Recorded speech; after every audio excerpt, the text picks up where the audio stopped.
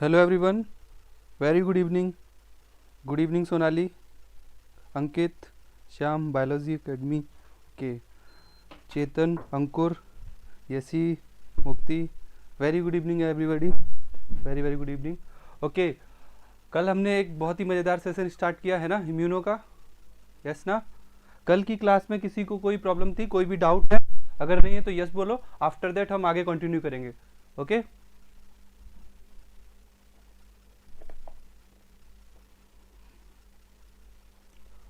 Good. ठीक है, आज आप लोगों की चैट मेरे हाथ में रहेगी. ठीक है, जो भी क्वेश्चन एंड क्वेरी हो, ठीक है, आप पोस्ट करो. बेसिक छोटा सा, ये मत सोचना कि ये इतनी छोटी चीज़ मेरे को नहीं आती है. अरे भाई, वो आपको नहीं आती है, दैट इज़ इम्पॉर्टेंट, और वही क्लियर करना है. इस लाइव सेशन का मतलब यही है कि आपको जो कंटेंट यहाँ पे बताया जाए, ठीक है, अगर उसमें छोटी सी भी प्रॉब्लम है आपको, ठीक है, अगर कोई पॉइंट मिस्टेक भी आ रही है कि ये चीज़ क्लियर नहीं है, तो आप उसको पोस्ट करो. ओके, ठीक है, गुड. तो आज का ये हमारा लेक्चर 2 है ना, और आज भी मैं बहुत इंटरेस्टिंग फैक्ट्स लेके आया हूँ टॉपिक के. ठीक है, कई सारी चीज़ें हैं, इंपॉर्टेंट चीज़ें, हम कुछ क्वेश्चंस भी साथ के साथ करते रहेंगे. ठीक है,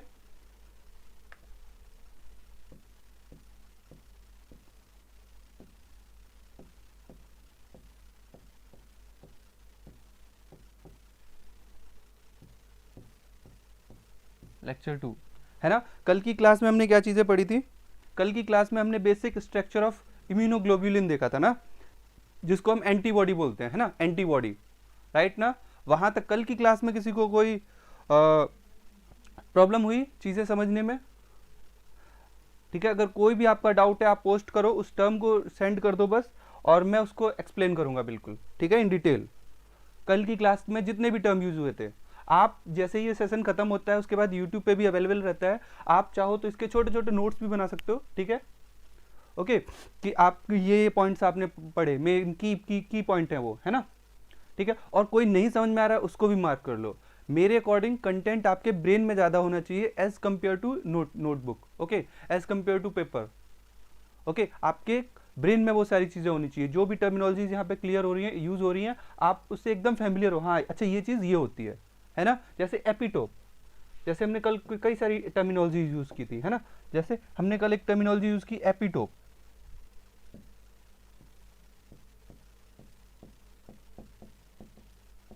एपिटोप, पैराटोप,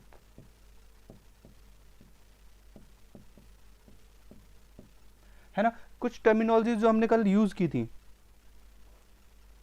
हमने ये सारी टर्मिनोलॉजीज कल जो यूज़ की थी, है ना, इनका बेसिक मतलब क्या है ना, ये एकदम क्लियर होना चाहिए. HVR, hyper variable region. आपसे ये नहीं बोला जा रहा है कि आप लेक्चर पूरा लर्न कर लीजिए, लर्न नहीं करना है. आपको जो इंपॉर्टेंट कीवर्ड थे उनका मीनिंग क्लियर होना चाहिए.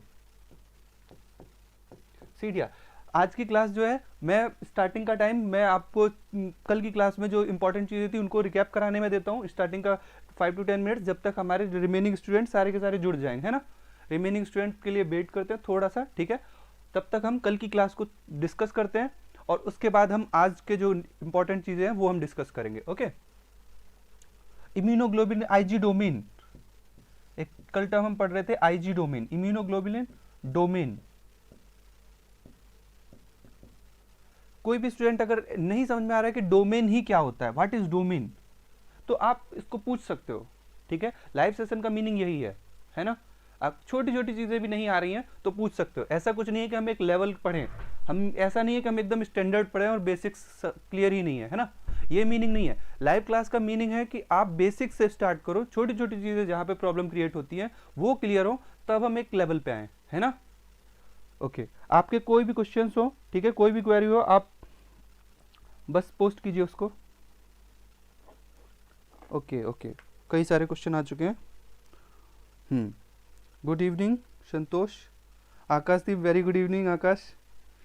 Okay, Shyam Jain, all clear sir, very good sir. I can't understand the part of CDR region. Okay okay, involve. Okay, good. CDR, देखो CDR क्या था. देखो CDR हमने क्या पढ़ा था, हमने ये चीज़ देखी थी कि ये वेरिएबल रीजन है, फर्स्ट से लेके 110th अमीनो एसिड तक कौन सा रीजन आता है? वेरिएबल रीजन,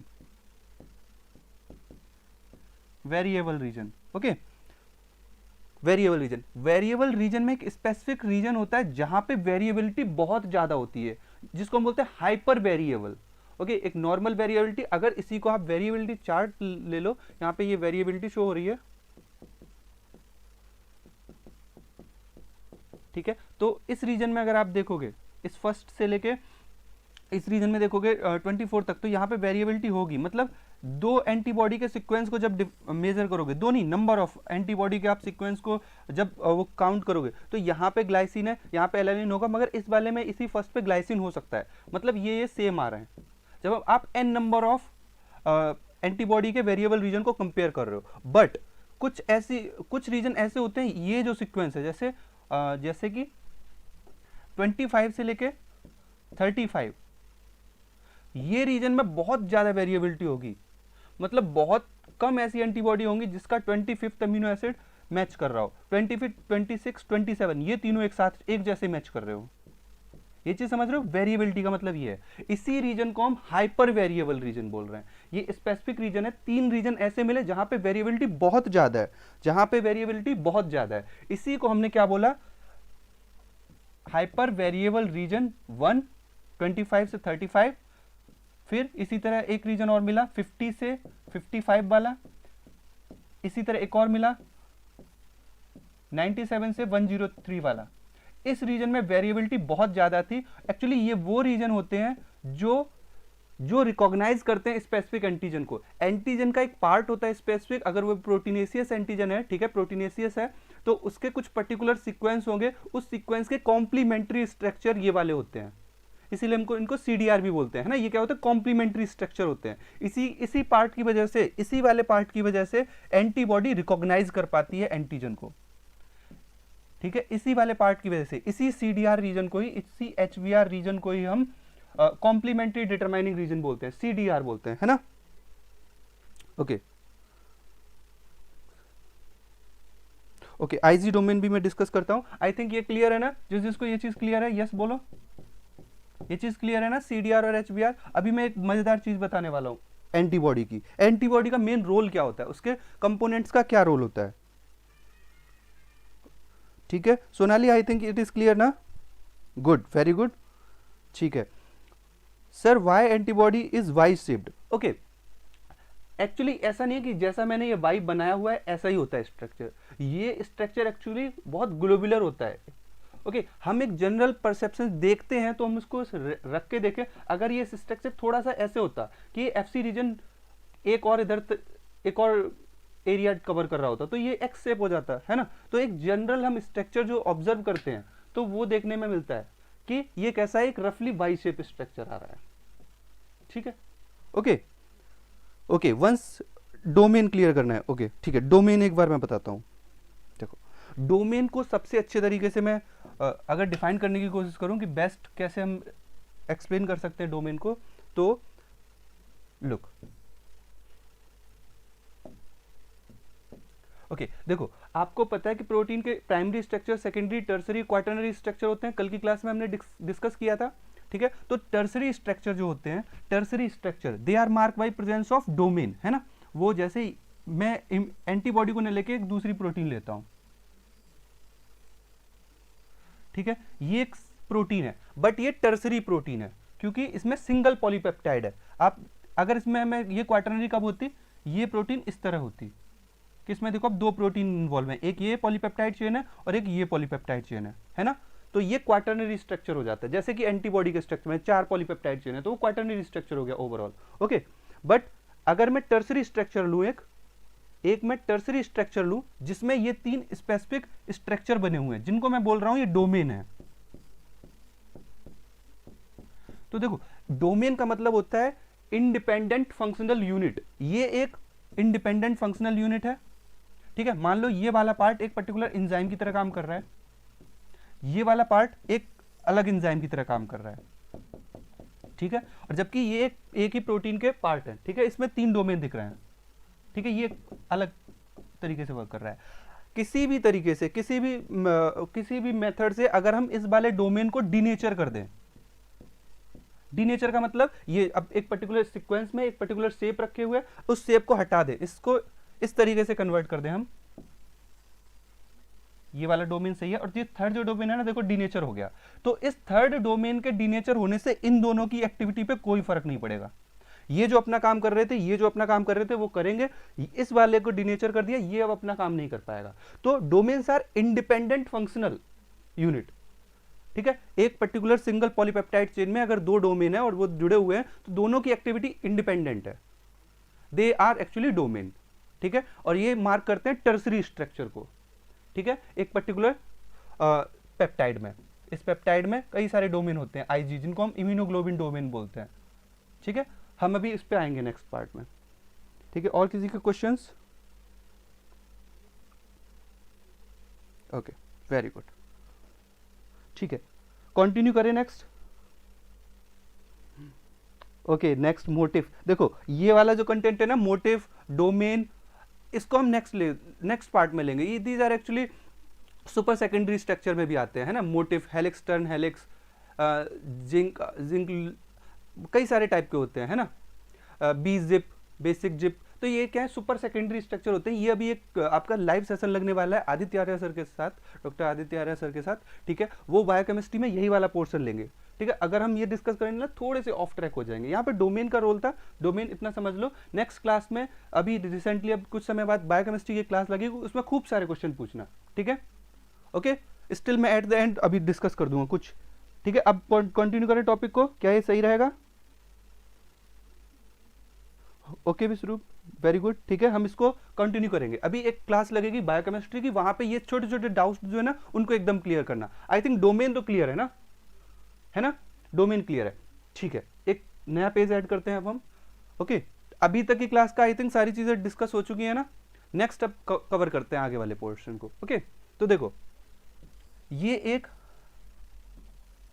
एंटीबॉडी स्ट्रक्चर है,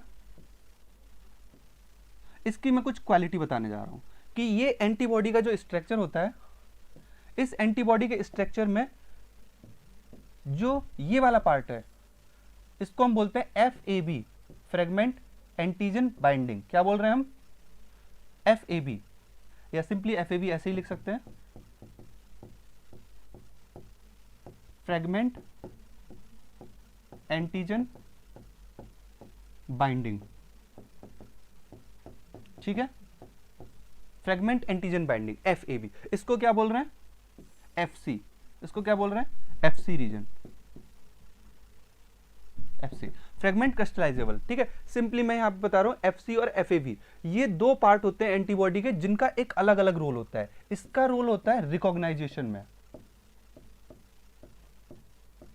रिकॉग्नाइजेशन।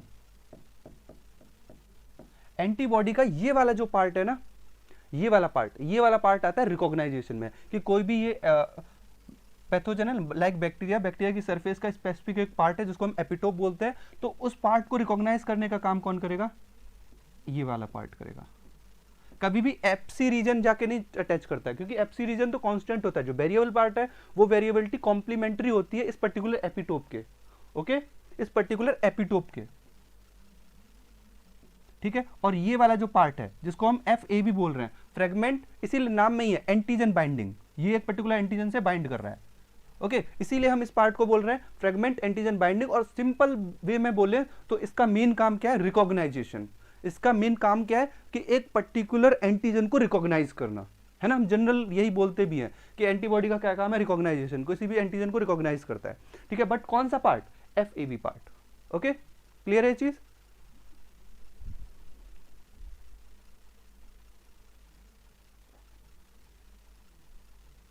ओके, ओके मुक्ति, बिल्कुल sure. I will tell you as much I learned, okay, as I much learned immunology in these years, okay, good, चलो, ठीक है। तो ये वाला जो पार्ट है, इसका क्या काम है? आपको समझ में आया? रिकॉग्नाइजेशन। और मैं कोशिश करूंगा कंटेंट लिखवाने की जगह आपको जो इंपॉर्टेंट चीज है उन पे फोकस करूं, ओके। ये वाला पार्ट है रिकॉग्नाइजेशन। इस वाले पार्ट का फिर क्या काम है? Any idea what is role of this part, FC region? जल्दी से आप बताओ, कमेंट करके जल्दी जल्दी बताते जाओ।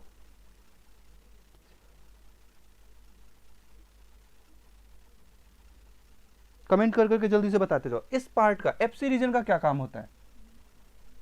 मैं 10 सेकंड वेट कर सकता हूं किसी भी आंसर का, ठीक है, जल्दी जल्दी आप रिप्लाई करते रहो, आफ्टर दैट हम इसको यहां पे समझेंगे। ओके ठीक है, तो देखो इस वाले पार्ट का मेन काम क्या होता है, इस वाले पार्ट का जिसको हम एफसी बोल रहे हैं, फ्रेगमेंट क्रिस्टलाइजेबल बोल रहे हैं, इसका काम होता है रेस्पॉन्स, रेस्पॉन्स डेवलप करना। Okay okay, very good Vishnu, very good. ऑप्शनाइजेशन, yes, that is again a kind of response, है ना। तो ये वाला जो पार्ट है ये क्या करता है, रेस्पॉन्स डेवलप कराता है। वेरी गुड, आप लोग भी रिप्लाई कर सकते हो, सभी लोग रिप्लाई करो जो बराबर, ठीक है। ओके, इस वाले पार्ट का क्या काम है, रेस्पॉन्स लाना। अब देखो रेस्पॉन्स कई तरीके से आ सकता है, जैसे विश्वरूप ने बताया कि ऑप्शनाइजेशन,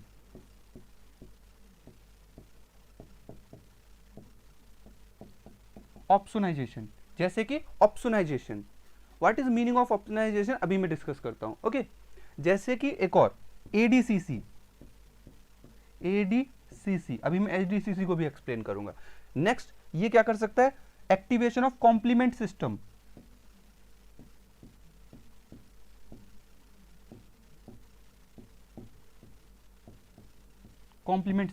अभी मैं तीनों टर्म को डिटेल में डिस्कस करने जा रहा हूं। ओके, सिग्नल रेस्पॉन्स, ठीक है। तो देखो, हाँ very good Vishroop sir, what is full form of FC, fragment crystallizable. इसको जब हम एंटीबॉडी को फ्रेगमेंट करके जब हम इसको आइसोलेट करते हैं ना, तो इस वाले रीजन को जब प्रोटियोलिटिक एक्शन आती है तो ये क्रिस्टलाइज हो जाता है, इसीलिए हम बस इसको फ्रेगमेंट क्रिस्टलाइजेबल बोलते हैं, ठीक है। ओके ये एक रिसेप्टर की तरह काम करता है, इट एक्ट एज रिसेप्टर ना बोल के हम इसको लाइगेंड बोलते हैं, इसको हम क्या बोलते हैं, लाइगेंड। ये वाला पार्ट एक लाइगेंड की तरह काम करता है। चलो कैसे, ये मैं डिस्कस करता हूं। ओके प्रेसिपिटेशन, हाँ ये भी एक तरीके का प्रेसिपिटेशन में क्या होता है, ये वाला पार्ट इससे बाइंड करता है, ठीक है, और ये एफसी रीजन अपने रिसेप्टर से बाइंड करके वो प्रेसिपिटेट कर देता है, ठीक है, पैथोजन को। हाँ दैट कुड बी। ओके अब चलो इनको समझते हैं एक एक करके, ठीक है। ओके ऑप्शनाइजेशन क्या होता है, what is meaning of ऑप्शनाइजेशन,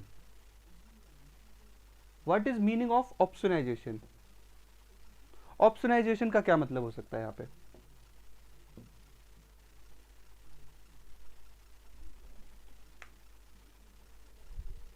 exactly yes Jaswal, yes you are right, FC region also bind with various cell receptor, yes. चलो देखते हैं वो कौन कौन से रिसेप्टर हो सकते हैं, ठीक है। देखो ये एक सेल है जिसका नाम है न्यूट्रोफिल, इसका नाम क्या है, neutrophil. This is a active phagocytic cell, it is active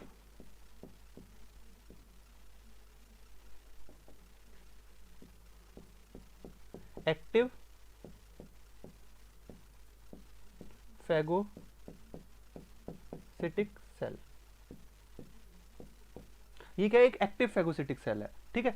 neutrophil भी हो सकती है, मैक्रोफाज भी हो सकते हैं, डेंड्राइटिक सेल भी हो सकती है। एक हमने एग्जांपल लिया neutrophil having a receptor that is called FC receptor, जिसको हम बोलते हैं FC receptor. Neutrophil, this is a neutrophil,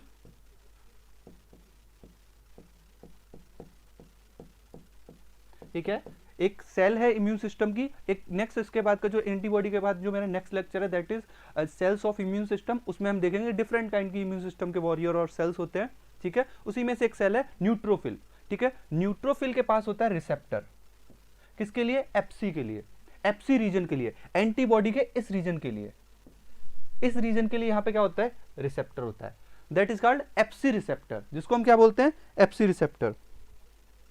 phagocytosis mediate by, okay good Sonali, one type of phagocytosis, okay, help to eat bacteria, yes, okay that could be good, very good। आप लोगों के response आ रहे हैं ना, that is really awesome.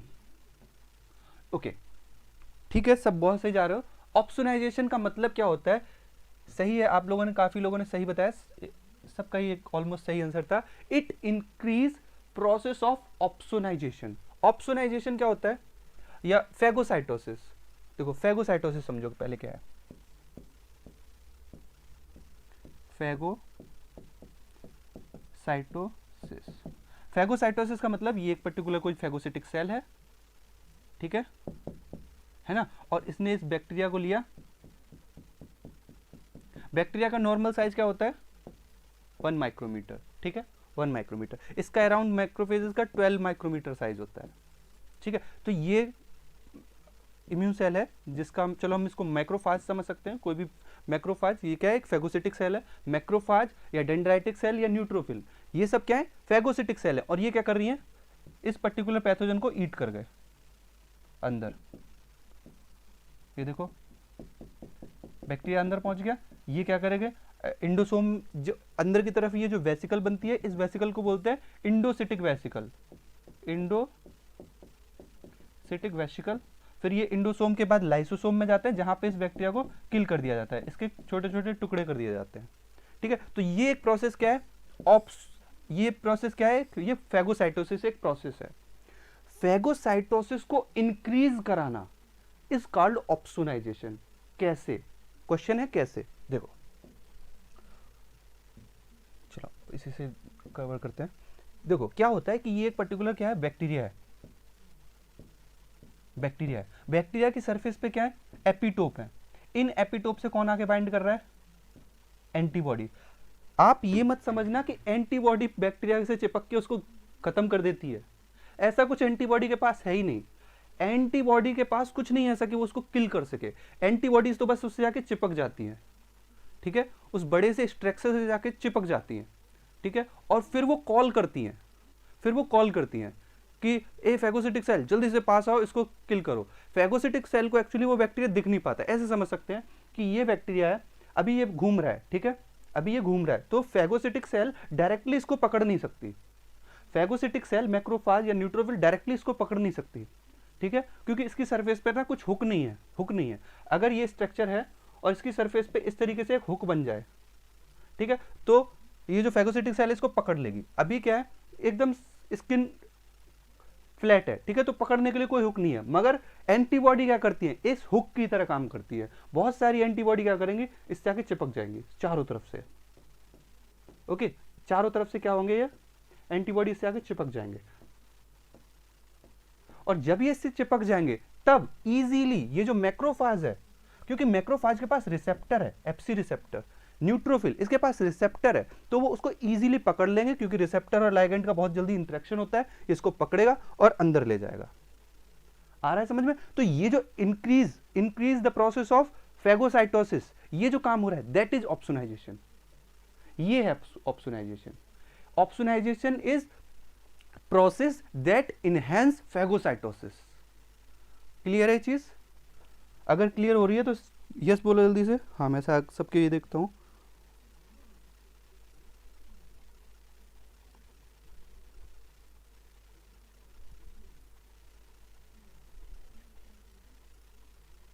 Okay, good, very good. I hope मजा आ रहा होगा topic में, ठीक है, ठीक है। आपको ये समझ में आया ना? समझ में? ऑप्सोनाइजेशन, ठीक है। ऑप्सोनाइजेशन का मतलब होता है मेक फूड टेस्टी। आप स्टैंडर्ड बुक में देखोगे, लाइक क्यूबे में इसको ऐसे एक्सप्लेन किया गया है कि मेक फूड टेस्टी, ठीक है। ये फूड को और टेस्टी बना देता है, ठीक है। It is just like salt. इसने बैक्टीरिया थे, उनके ऊपर एंटीबॉडी छिड़क दी, अब वो इजीली और मजे से फैगोसिटिक सेल खाएंगी। This enhancing the process of opsonization, process of phagocytosis is opsonization, that is making food tasty. Very good, very good. किसी को भी अगर कहीं भी प्रॉब्लम आ रही है तो बताओ, मैं उसको और इजी तरीके से समझा सकता हूं। आई थिंक ये पॉइंट क्लियर है ना? ऑप्शनलाइजेशन क्लियर है, ठीक है, क्लियर है ना? एडीसीसी समझते हैं अब। ये क्या है? डिफरेंट टाइप ऑफ रेस्पॉन्स हैं। एक्चुअली एंटीबॉडी के पास ऐसा कोई झोला नहीं होता कि किसी के पास जाके चिपके और उसने अपना एंजाइम उड़ेल दिया उसके ऊपर और वो खत्म हो गया, या वो लेके गया डायनामाइट, उसने फिट कर दिया और वो ब्लास्ट हो गया। ऐसा कुछ नहीं होता। उसके पास बस दो ही रीजन है, एक ये वाला रीजन जिससे ये किससे बाइंड करेगा? पर्टिकुलर टारगेट से। ये वाला रीजन जो किलिंग सेल है उनको अट्रैक्ट करेगा, बस इतना काम है। ये बस बीच में काम करता है, बीच वाला काम। अभी ऐसा करते हैं, इसको अभी हमने समझा ऑप्शनाइजेशन को, अभी पहले समझते हैं कॉम्प्लीमेंट सिस्टम को, ठीक है, क्योंकि ये दोनों चीजें लिंक है, ठीक है। देखो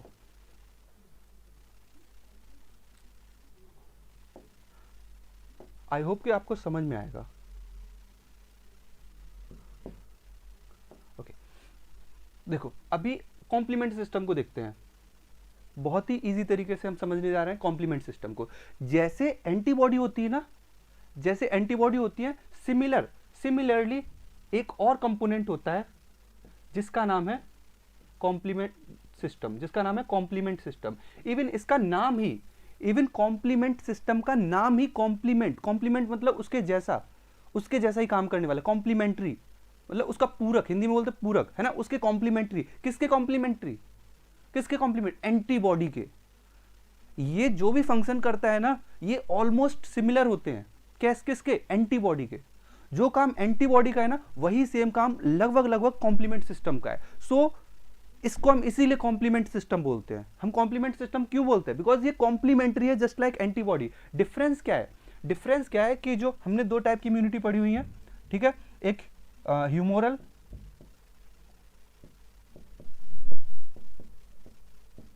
ठीक है, इन्नेट और एक्वायर्ड ना, इन्नेट एक बोलते हैं इन्नेट इम्यूनिटी और एक्वायर इम्यूनिटी, है ना। इन्नेट मतलब हम बोलते हैं ना जन्मजात, है ना, जो बाय बर्थ प्रेजेंट होती है ना। और ह्यूमोरल या एक्वायर जो हम बाहर आके फिर एक्वायर करते हैं। तो जो एक्वायर इम्यूनिटी का जो वॉरियर है, एक्वायर इम्यूनिटी का जो प्लेयर है, दैट इज एंटीबॉडी। इसका जो प्लेयर है वो है एंटीबॉडी। एंटीबॉडी स्टार्टिंग से जब बेबी बर्थ हुई है उससे पहले नहीं एंटीबॉडी उसकी बॉडी में प्रेजेंट होती, वो बाद में जब एनकाउंटर करता है तब बनती है एंटीबॉडी। और हम इसको भी इस तरह ना बोल के, क्योंकि कुछ एंटीबॉडी मदर से भी ट्रांसफर होती है, that is another point of discussion. But मैं जनरल क्या बोलना चाह रहा हूं कि एक्वायर इम्यून सिस्टम जो हम बाद में एनकाउंटर करते हैं पैथोजन को, उसके रेस्पॉन्स में जो एंटीबॉडी बनती है, उसके रेस्पॉन्स में जो एंटीबॉडी बनती है वो किसके मेंबर है? वो एक्वायर इम्यूनिटी के मेंबर है। जबकि इन्नेट इम्यूनिटी को कोई मतलब नहीं है। इन्नेट इम्यूनिटी का जो कंपोनेंट है दैट इज एक घंटी जैसा स्ट्रक्चर होता है, मंदिर की घंटी, और उसमें 6 घंटियां होती हैं, 1 2 3 4 5 6। ये इसका कॉम्प्लीमेंट्री है, ये है कॉम्प्लीमेंट सिस्टम का मेंबर। कॉम्प्लीमेंट सिस्टम का मेंबर ये कौन है? कॉम्प्लीमेंट सिस्टम का मेंबर है। और ये कौन है? एंटीबॉडी, ठीक है। एंटीबॉडी किसको रिप्रेजेंट कर रही है? एक्वायर इम्यून सिस्टम को। कॉम्प्लीमेंट सिस्टम किसको रिप्रेजेंट कर रहा है? इन्नेट सिस्टम को। अभी देखते हैं रोल, अब इनका कॉम्प्लीमेंट सिस्टम का भी हम रोल देखते हैं कि कैसे ये एंटीबॉडी जैसा है, ठीक है। देखो एक्चुअली ये जो बैक्टीरिया था ना, एक बैक्टीरिया, ये पैथोजन है, मान लो हमारी बॉडी में डिसीज कॉज कर रहा है, तो इसको किल करना है।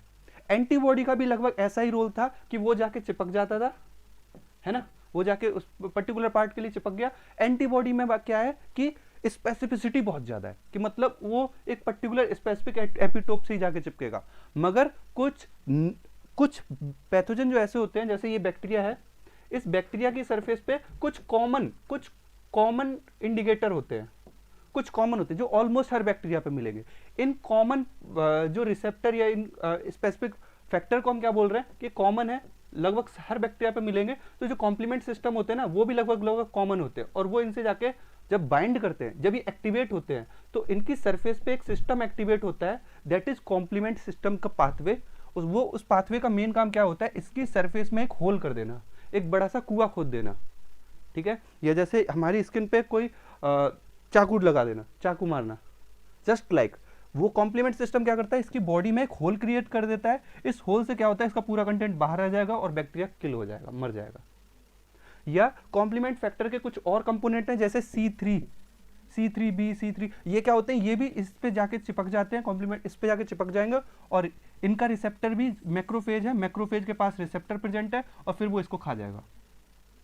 तो लगभग ये भी कॉम्प्लीमेंट सिस्टम का एक फैक्टर है, कॉम्प्लीमेंट फैक्टर है। तो लगभग जो कॉम्प्लीमेंट सिस्टम है वो रोल प्ले करते हैं एंटीबॉडीज के जैसे, बट ये कॉमन होते हैं। कॉमन मतलब ये बैक्टीरिया इसकी सरफेस पे स्पेसिफिक एक वो होगा, तो दूसरा बैक्टीरिया उसकी सरफेस पे भी यही सेम कंपोनेंट प्रेजेंट है, ठीक है, सेम कंपोनेंट प्रेजेंट है। है ना, तीसरा बैक्टीरिया उसकी सरफेस पे भी कॉमन प्रेजेंट है। तो ये जो कॉम्प्लीमेंट सिस्टम है वो इस पे भी जाके बाइंड करके एक्टिवेट हो सकता है, इस पे भी जाके बाइंड होकर एक्टिवेट हो सकता है, मगर कुछ बैक्टीरिया ऐसे होते हैं जिनकी सरफेस पे कुछ स्पेसिफिक फैक्टर होते हैं, मतलब जिसके अगेंस्ट कॉम्प्लीमेंट सिस्टम जिसको रिकॉग्नाइज नहीं कर सकता। जब ये उसको रिकॉग्नाइज नहीं कर सकता तो इसके लिए स्पेसिफिक फैक्टर बन के आते हैं एंटीबॉडी। ठीक है, आई थिंक ये चीज क्लियर होगी आपको। यस, मैक जिसको हम बोलते हैं, है ना, ये क्या है, ये क्या बन रहा है, मैक, मेम्ब्रेन अटैक कॉम्प्लेक्स, है ना, ये एप्पल मैक नहीं है, ये क्या है, मेम्ब्रेन अटैक कॉम्प्लेक्स। ये क्या करेगा, बैक्टीरिया की सरफेस में होल करने वाला है, और उस होल से क्या होगा, सारा कंटेंट बैक्टीरिया का बाहर निकल के आ जाएगा, है ना, समझ रहे हो। Yes, by forming membrane attack complex. समझ में आ रहा है ना सबको, क्लियर हो रही है ना चीजें, वेरी गुड। कोई भी क्वेश्चन अगर लग रहा हो ना पूछ सकते हो एट द टाइम, ठीक है। आई थिंक ये दोनों चीजें क्या हुई आपके क्लियर हो रहे होंगे, और आप समझ पा रहे होगे ऑप्सोनाइजेशन और कॉम्प्लीमेंट सिस्टम का एक बेसिक सा काम क्या होता है। और मेरा मोटो यही है कि आपको एक जनरल आइडिया देना इस टॉपिक का, ठीक है, क्योंकि ये आफ्टर बीएससी में भी हम बहुत ज़्यादा नहीं पढ़ते, मास्टर्स में आके हम समझते चीज़ों को, तो फिर यहाँ पे आके ना बहुत कॉम्प्लेक्स हो जाता है, क्योंकि चैप्टर छोटा सा नहीं है, ये इन सेल्फ एक सब्जेक्ट के जैसा है, ठीक है, बहुत बड़ा है, ठीक है, तो इसके बेसिक समझना जरूरी है, ठीक है, इसकी जो छोटी छोटी चीज़ें हैं ना ये समझना जरूरी है, क्लियर है ना। मैं कोशिश करूंगा बेसिक से लेके इसके एडवांस पोर्शन तक भी आपको कवर कराऊं, एक बार एक रफ आइडिया दे दूं जरूर, ओके गुड। तो ये चीज़ समझ में आई, कॉम्प्लीमेंट सिस्टम, कॉम्प्लीमेंट सिस्टम का काम क्या है, ठीक है। अब मैं इस कॉम्प्लीमेंट सिस्टम के इस फैक्टर का नाम बताता हूं आपको, इस फैक्टर का नाम है C1Q। इसके पास दो फैक्टर और होते हैं इसके चारों तरफ सर्किल के फॉर्म में, इस तरह, इस वाले सर्किल को बोलते हैं R एंड S। C1Q ये पूरा घंटी जैसा स्ट्रक्चर जिसमें नीचे 6 वो स्ट्रक्चर निकले हुए हैं इस तरीके से, ठीक है, और ये ऊपर रॉड है, ठीक है, इसको बोलते हैं C1Q, ये स्टार्ट करता है क्लासिकल पाथवे को, ठीक है। और RS स्पेसिफिक फैक्टर होते हैं, ये प्रोटीएजेस होते हैं जो प्रोसेस को आगे फर्दर एक्टिवेट करते हैं।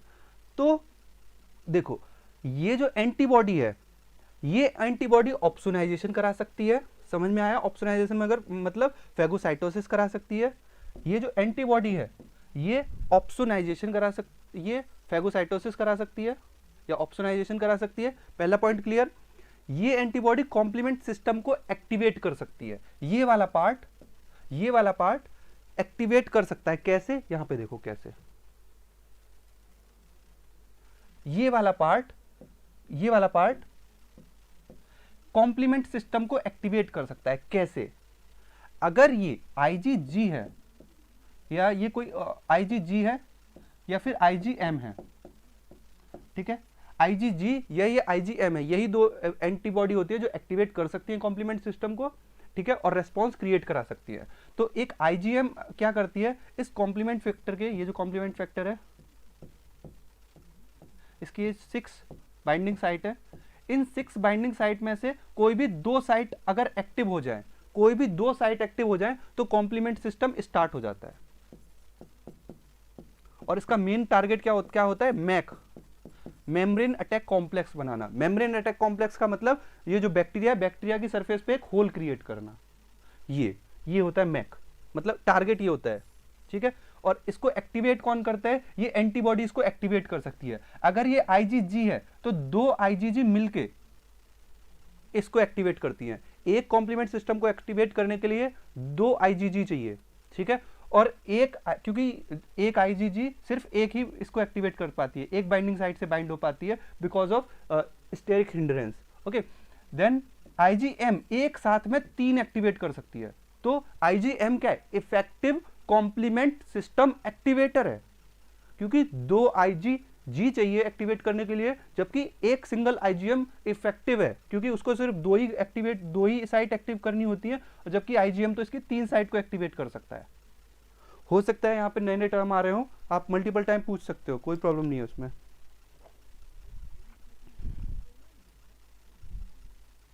Okay, how does FC is related to complement function. Yes, यही मैं डिस्कस कर रहा हूँ। Good, good question. देखो कि ये जो एफसी रीजन है ना, एफसी रीजन के पास यहाँ पे हम जब ग्लाइकोसाइलेशन हमने पढ़ा हुआ है ना, अभी नहीं पढ़ा है ना ग्लाइकोसाइलेशन, अभी नेक्स्ट क्लास में डिस्कस करूंगा। ओके, ग्लाइकोसाइलेशन अभी बाकी है हमको पढ़ना। तो यहाँ पे क्या होता है, एफसी, यहाँ पे एक पर्टिकुलर क्या होता है, कॉम्प्लीमेंट सिस्टम बाइंडिंग साइट होती है, कॉम्प्लीमेंट सिस्टम के लिए बाइंडिंग साइट होती है। तो जब ये कॉम्प्लीमेंट सिस्टम इस जगह आके बाइंड करता है ना, तो ये अपने एक बाइंडिंग साइट को एक्टिवेट करता है, एक बाइंडिंग साइट एक्टिवेट हो जाती है। ठीक है, जब अगर ये IgM है तो पेंटामेरिक स्ट्रक्चर होगा और एक साथ इसकी 3 साइट एक्टिवेट हो जाएंगी। ठीक है, जबकि 2 ही काफी होती है इसको स्टार्ट करने के लिए। तो ये जो एफसी रीजन होता है ना, एफसी रीजन में एक पर्टिकुलर साइट होती है that can activate complement system. इसको हम प्रॉपर टॉपिक एक पढ़ेंगे, कॉम्प्लीमेंट सिस्टम पाथवे, जहां पे क्लासिकल और अल्टरनेटिव डिफरेंट टाइप के पाथवे हैं, उनको हम डिस्कस करेंगे। यहाँ पे मेरा मोटो बस इतना था कि आपको ये समझा दूं कि ये एंटीबॉडी रिस्पॉन्स क्या क्या कर सकती है, ये ऑप्सोनाइजेशन करा सकती है, ये कॉम्प्लीमेंट सिस्टम को एक्टिवेट करा सकती है। कॉम्प्लीमेंट सिस्टम का मतलब इस पाथवे को एक्टिवेट कर सकती है, और ये पाथवे का टारगेट क्या होता है, इस पाथवे का टारगेट होता है कि एक बैक्टीरिया की सरफेस पे एक होल क्रिएट कर देना, इस इतना बड़ा होल कि उससे उसका पूरा खजाना बाहर निकल के आ जाए। ठीक है, और ये क्या हो जाए, ये बैक्टीरिया किल हो जाए। ठीक है, ये मैक मेम्ब्रेन अटैक कॉम्प्लेक्स का बनाना, ये टारगेट किसका होता है, कॉम्प्लीमेंट्री सिस्टम का। और लगभग इसके पास भी कई सारे काम होते हैं करने के लिए, कि ये डायरेक्टली, इसके कुछ फैक्टर ऐसे होते हैं जो डायरेक्टली एंटीबॉडी की तरह ही काम करते हैं, और वो क्या करेंगे, इसकी बैक्टीरिया की सरफेस पे जाके बाइंड कर जाएंगे और अदर फैगोसिटिक सेल को कॉल करेंगे, बुलाएंगे इसको फैगोसाइटोसिस करने के लिए। आ रही है समझ में बात? अगर ज्यादा स्पीड हो रही है तो आप मेरे से बोल सकते हो, मैसेज कर सकते हो कि सर बहुत ज्यादा हो रहा है। हाँ, CH2 देखो, उसके केस में IgM के केस में CH3 से बाइंड करते हैं, जबकि जो IgG होता है उसके CH2 डोमेन से बाइंड करते हैं। अभी मैं एक चीज बताऊंगा, दैट इज ग्लाइकोसाइलेशन। मैंने क्या बताया था कि एंटीबॉडीज आर क्या होती है, ग्लाइकोप्रोटीन होती है। तो अभी तक हमने कल की क्लास में प्रोटीन पार्ट डिस्कस किया था ना इसका, अभी कार्बोहाइड्रेट पार्ट नहीं डिस्कस किया है ना। तो अभी कार्बोहाइड्रेट पार्ट जब डिस्कस करेंगे ना, तब मैं बताऊंगा आपको ये चीज कि कहाँ बाइंड करता है M के केस में और G के केस में। ठीक है, आई थिंक ये पॉइंट क्लियर हो रहा है ना? जल्दी से यस बोल दो, फिर मैं आगे बढ़ूंगा। अगर इस पार्ट में अभी कोई कंफ्यूजन है तो बताओ। अभी इससे पहले मेरे को अभी ये भी डिस्कस करना है, ADCC।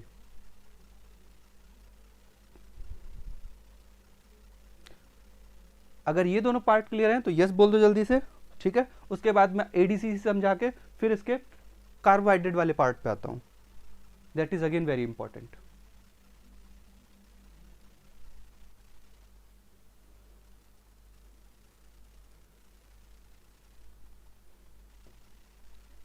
इतना चीज क्लियर हुई?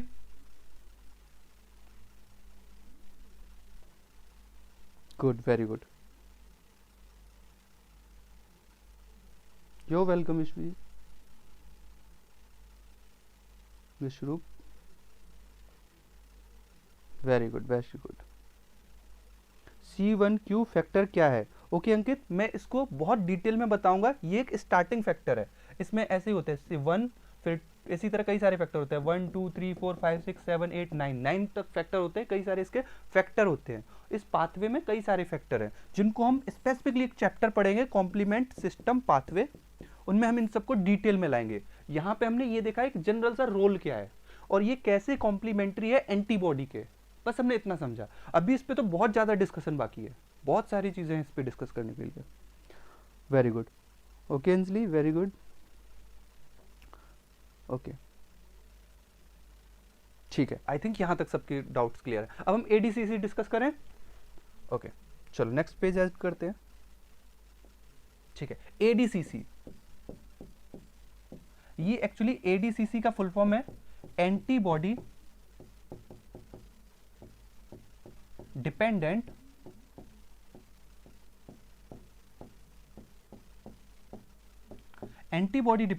सेल मीडिएट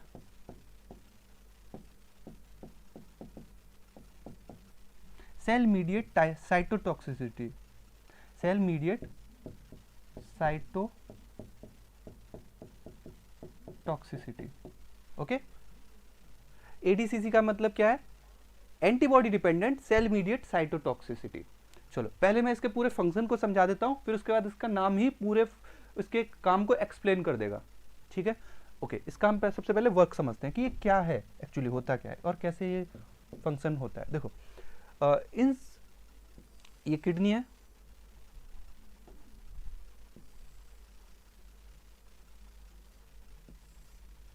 ठीक है। किडनी में यहाँ पे हमारे पास ग्लोमेरुलस स्ट्रक्चर होते हैं, बहुत बड़ा जूम कर दिया है मैंने इसको। इस वाले पोर्शन को जब हम उठाते हैं तो यहाँ पे हमको ग्लोमेरुलर बेसमेंट मेम्ब्रेन दिखती है, ये एक्चुअली इस तरीके से एफरेंट आर्टेरियोल और यहाँ पे एफरेंट आर्टरीज और इफरेंट आर्टरी, यहाँ पे बेसमेंट मेम्ब्रेन होती है। इस बेसमेंट मेम्ब्रेन में एक पर्टिकुलर प्रोटीन होती है collagen, collagen type C.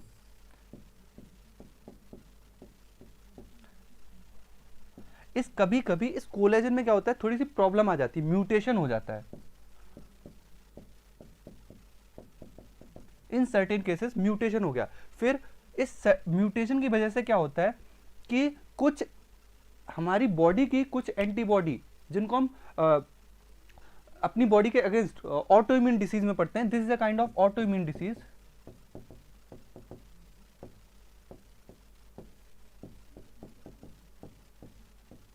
It is a kind of auto immune disease, मगर ये भी एक एंटीबॉडी का ही रेस्पॉन्स है, इसीलिए हम यहाँ समझ रहे हैं। तो इस कोलेजन में क्या हुआ, थोड़ी सी प्रॉब्लम हो गई, इसकी वजह से हमारी बॉडी की एंटीबॉडी इसको एक डिफरेंट एंटिटी समझने लगती है, और इसको डिफरेंट एंटिटी समझने के बाद क्या होता है, इसके अगेंस्ट एंटीबॉडी बन जाती है, ठीक है। और वो एंटीबॉडी आके फिर इससे स्टक हो जाती है, चिपक जाती है।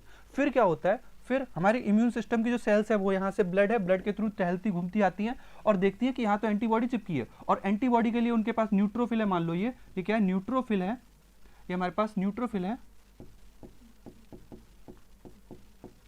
ठीक है। और न्यूट्रोफिल के पास रिसेप्टर है, कौन सा रिसेप्टर, एफसी रिसेप्टर, और वो क्या करेगा, एफसी रिसेप्टर बाइंड कर जाएगा इस एंटीबॉडी से। अब क्या करेगा, क्योंकि बाइंड करने के बाद क्या होता है, फेगोसाइटोसिस होती है ना, उसको खाना है। अब ये सेल क्या करेगी, इस एंटीबॉडी को इनगल्फ करना चाहेगी, मगर लाख कोशिशों के बाद भी वो इनगल्फ नहीं कर पाएगी। क्यों, क्योंकि ये म्यूटेशन हो गया, और यहाँ पे एंटीबॉडी इतनी हार्ड और इतनी फर्म तरीके से अटैच्ड है कि अब ये इसके पूरे को एक साथ लेके अंदर जाना चाह रही है। तो एंटीबॉडी क्या होती है, इससे छूटती नहीं है, और वो उसको अंदर लेने की कोशिश कर रहा है, इंडोसाइटोस करने की कोशिश कर रहा है। आफ्टर सर्ट टाइम फिर ये क्या होता है, ये हो जाता है फ्रस्ट्रेट। ये क्या हुआ, फ्रस्ट्रेट हो गया। अब ये न्यूट्रोफिल क्या करती है, जब फ्रस्ट्रेट हो जाती है तो अपना कंटेंट, इसके अंदर क्या है, बहुत टॉक्सिक सब्सटेंस भरे हुए होते हैं, ऐसे सब्सटेंस जो पर्टिकुलर पार्ट को डैमेज कर सकते हैं, टॉक्सिक सब्सटेंस। ये टॉक्सिक सब्सटेंस रिलीज कर देगा बाहर, और जब ये बाहर रिलीज हो जाएंगे तो इस बेसमेंट मेम्ब्रेन में डैमेज होना स्टार्ट हो जाएगा। ये जो डैमेज है ये क्या करेगा, एक प्रॉब्लम को क्रिएट करेगा, जिनको हम बोलते हैं ऑटो इम्यून डिसीज, कि हमारी बॉडी का ही इम्यून सिस्टम हमारी बॉडी के लिए खतरा बन रहा है, ठीक है। और वो कब हो रहा है, after a mutation, after a change in the body, ठीक है। ये म्यूटेशन डिफरेंट तरीके से हो सकता है, बट वो हमारा डिस्कशन का पॉइंट नहीं है म्यूटेशन, ठीक है। ओके, हमने बस ये देखा कि हमारी बॉडी का ही कुछ पार्ट जो अपने बिहेवियर को चेंज कर रहा है, उसके अगेंस्ट क्या बन रही है, एंटीबॉडी बन रही है, और उस एंटीबॉडी की वजह से, इस एंटीबॉडी की वजह से क्या हो रहा है, ये प्रॉब्लम क्रिएट हो रही है, ये अपना टॉक्सिक सब्सटेंस बाहर रिलीज कर रहा है, और यहाँ पे क्या है, रीनल फेलियर के केस आते हैं, किडनी फेलियर, क्या आ रहे हैं, रीनल फेलियर के केस आ रहे हैं। आ रही है बात समझ में? तो अब नाम से समझो, इसके नाम से समझने की कोशिश करो। Antibody dependent, antibody dependent, antibody dependent cell mediate, इस पर्टिकुलर सेल मीडिएट मतलब जिसके थ्रू ये प्रोसेस हो रही है, antibody dependent cell mediate cytotoxicity. Cytotoxicity means cell की एक टॉक्सिक बिहेवियर। आ रही बात समझ में? ये है एडीसीसी। इसको हम ऑटो इम्यून डिसीज एक टॉपिक पढ़ेंगे, उसमें फिर से लेके आऊंगा। मल्टीपल ऑटो इम्यून डिसीज होती है, वहां पे एडीसीसी की प्रोसेस होगी, वहां पे मैं इसको डिटेल में डिस्कस करूंगा। आ रही है समझ में? आए ये एडीसीसी समझ में आया? सर आईजीएम में एफसी रीजन तो इनवर्ड होता है, मल्टीमेरिक स्ट्रक्चर है, तो वो कॉम्प्लीमेंट्री सिस्टम को कैसे एक्टिवेट कर सकता है? डियर, क्या होता है कि स्टार्टिंग में वो इस तरह का पेंटामेरिक स्ट्रक्चर होता है, स्टार्टिंग में ये, और एक रफ पेंटामेरिक होता है, उसमें ये 3D स्ट्रक्चर होता है। ऐसा नहीं कि एक फ्लैट पेंटामेरिक स्ट्रक्चर है। जैसे ही जब ये बाइंड नहीं है, जब ये किसी से कॉम्प्लीमेंट सिस्टम से बाइंड नहीं है, तो इनका शेप ऐसा होता है, ऐसे ऐसे।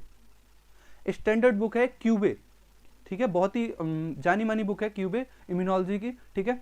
तो उसमें बताया गया ये चीज कि जब ये बाइंड नहीं होते किसी से, तब ये इस तरीके के शेप में, वी शेप में, है ना, ऐसे, ठीक है, इस तरीके से हैं।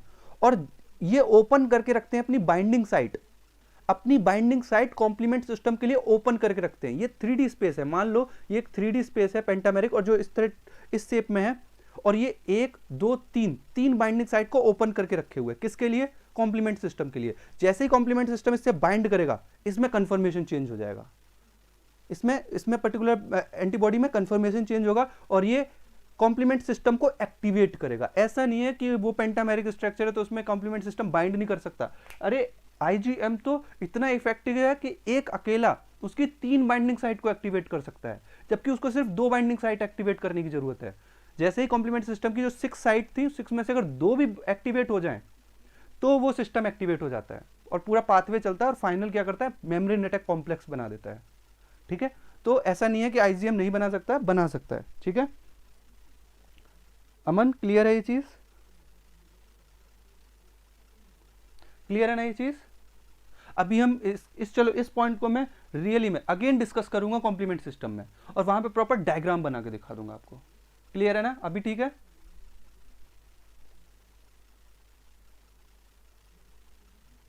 Okay, very good.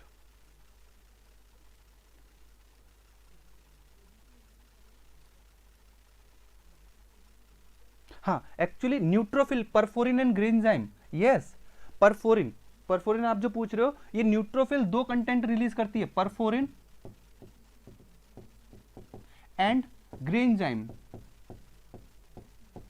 अभी ये सब चीजें बहुत आगे आने वाली हैं, हालांकि अभी सेल्स ऑफ इम्यून सिस्टम बताऊंगा ना, तो उसमें यही आएगी। परफोरिन का काम होता है पोर क्रिएट करना, ठीक है, पोर क्रिएट करना। और ग्रेन्जाइम का मतलब क्या, ग्रेन्जाइम एक कंपोनेंट है एपोप्टोसिस पाथवे का, वो क्या करेगा, उस पर्टिकुलर सेल की सुसाइड करा देगा, ठीक है। ये भी आएगा, मैं और डेप्थ में कवर करूंगा इसको। ओके मैन, ठीक है, मैं इसको डिस्कस भी करूंगा। हाँ, परफोरिन यही रिलीज करता है, क्लियर है श्याम, ये चीज क्लियर है ना। न्यूट्रोफिल रिलीज करती हैं, और कई सारी सेल्स हैं। अभी हम सेल्स ऑफ इम्यून सिस्टम जो नेक्स्ट चैप्टर है, हम उसमें ये चीज देखेंगे। ओके, आई थिंक यहां तक ये सारी चीजें कवर हो गई। हमने यहाँ पे, मैंने बस ये बताना था कि एक एंटीबॉडी के 2 पार्ट है। ऊपर वाला पार्ट सिर्फ उसका काम है पकड़ना, रिकॉग्नाइज करना, ठीक है, उसका काम है रिकॉग्नाइज करना, और इस वाले पार्ट का काम है रेस्पॉन्स देना, ठीक है। इसका काम क्या है, रेस्पॉन्स देना, ठीक है। तो रिकॉग्नाइजेशन एंड रेस्पॉन्स में देखो, ऑप्सोनाइजेशन हमने देखा। ऑप्सोनाइजेशन क्या है, मेकिंग फूड टेस्टी, एक ये पार्ट है, ठीक है, फूड को टेस्टी बनाना है, ठीक है। ऑप्सोनाइजेशन का मतलब कॉम्प्लीमेंट सिस्टम भी लगभग एंटीबॉडी की तरह ही काम करता है, ठीक है। ADCC अभी हमने पढ़ा, ये चीज क्लियर है। ओके, गुड रोहित, ठीक है, ये चीजें हमने डिस्कस कर ली। आफ्टर दैट हमने ADCC डिस्कस कर ली। इसको तो हम और अभी डिटेल में, सारे टॉपिक और डिटेल में जाएंगे। ये जस्ट एक पूरे सिस्टम का ओवरव्यू है। यहाँ पे मैं बहुत छोटे छोटे टर्म यूज कर रहा हूँ, क्योंकि कई सारे ऐसे टर्म है जिससे आप फेमिलियर नहीं हो गए, है ना। तो अगर डायरेक्ट उस टॉपिक को कवर कराऊंगा तो वो बहुत ज़्यादा हेक्टिक हो जाएगा। पहले हम छोटे छोटे टर्म से फेमिलियर हो जाते हैं, फिर उनको इन डिटेल में जूम इन करेंगे, है ना, जूम करके देखेंगे उनको क्या चल रहा है अंदर। ओके, ठीक है। तो अभी तक हमने क्या देखा, अब मैं पूरी क्लास को कंक्लूड करने जा रहा हूँ, ठीक है। ध्यान से सुनना कि मैंने अभी तक क्या कवर किया है। हमने इम्यूनो स्टार्ट किया था, इम्यूनो में एंटीबॉडी के स्ट्रक्चर को देखा। एंटीबॉडी क्या है, व्हाट इज एंटीबॉडी, हमने सब पढ़ा। इट इज ग्लाइकोप्रोटीन, मतलब इसमें कार्बोहाइड्रेट पार्ट है, प्रोटीन पार्ट है। प्रोटीन पार्ट को हमने स्टार्ट किया कि they are made up of 4 polypeptide chain, ठीक है। 4 पॉलीपेप्टाइड से मिलकर बना हुआ है, जिसमें 2 आइडेंटिकल हैवी चेन है, 2 आइडेंटिकल हैवी चेन है, 2 आइडेंटिकल लाइट चेन है, ठीक है। इस एंटीबॉडी के स्ट्रक्चर में toward N terminal variable region है, toward C terminal constant region है। वेरिएबल रीजन में CDR और हम बोल सकते हैं उन्हीं को पैराटोप, या उनको बोल सकते हैं HVR प्रेजेंट होते हैं। कांस्टेंट रीजन में वेरिएबिलिटी लो होती है। कांस्टेंट रीजन में, हैवी चेन के कांस्टेंट रीजन में वेरिएबिलिटी लो होती है, स्टिल वेरिएबल तो होते ही हैं। तो उस वेरिएबिलिटी के बेसिस पे हमने 5 क्लासेस पढ़ी, GMADE, ठीक है, ओके। फिर हमने क्या देखा इस एंटीबॉडी के, फिर हमने उसको लाइट चेन के बेसिस पे भी कप्पा एंड लैम्डा पढ़ा, ठीक है, और हमने कल कुछ कई सारी चीजें सॉल्व भी की थी, ठीक है। आज की क्लास स्टार्ट हुई उसके एंटीबॉडी के ऊपर रिकॉग्नाइजेशन और रेस्पॉन्स वाले पार्ट से, ठीक है। अब हम इसके एक पार्ट को पढ़ते हैं, that is glycosylation. Actually antibody का स्ट्रक्चर एकदम वाई शेप नहीं होता है, वह ग्लोबुलर स्ट्रक्चर होता है, बट उसको रफली जब देखते हैं तो हम देखते हैं कि वो कैसा है, वाई शेप स्ट्रक्चर है, ठीक है। देखो 2 टेक्निक हैं बहुत इंपॉर्टेंट, NMR, ओके, और एक एक्सरे क्रिस्टलोग्राफी। मैं टेक्निक नहीं पढ़ाने वाला, NMR and X-ray crystallography, XRD भी बोलते हैं, एक्सरे क्रिस्टलोग्राफी। NMR किसी भी प्रोटीन स्ट्रक्चर के डायनेमिक स्ट्रक्चर की बात बताता है, डायनामिक स्ट्रक्चर की इंफॉर्मेशन देता है। एक्सरे क्रिस्टलोग्राफी स्टैटिक स्ट्रक्चर की इंफॉर्मेशन देता है, बस इतना मेरे को बताना है, ठीक है। कि जब XRD और NMR करके देखते हैं हम एम्यूनो IG का, ठीक है, तो हमको ये पता चलता है कि ये एक रफली वाई शेप स्ट्रक्चर है, इसमें ग्लाइकोसाइलेशन भी हो रखा है, मतलब कार्बोहाइड्रेट भी अटैच्ड है, और वो कार्बोहाइड्रेट ही एक्चुअली इसको ग्लोबुलर बनाता है, इसकी सरफेस को ऐसा नहीं कि फिलामेंट जैसा बना दे। अगर वो फिलामेंट जैसा होगा तो जब वो ब्लड में सर्कुलेट कर रहा होगा ना, तो कभी इसकी ये टेल उससे किसी पार्ट से टकराएगी, है ना, फिर टेल में दर्द होगा, फिर मूव कर रहा है ब्लड में तो उसका भी सर टकराएगा। इसीलिए ये कैसा स्ट्रक्चर अटेन करता है, ग्लोबुलर, एक राउंड ऑलमोस्ट, ठीक है, मोर और लेस राउंड स्ट्रक्चर, क्योंकि राउंड स्ट्रक्चर ज्यादा सॉल्युबल होते हैं as compare to filamentous.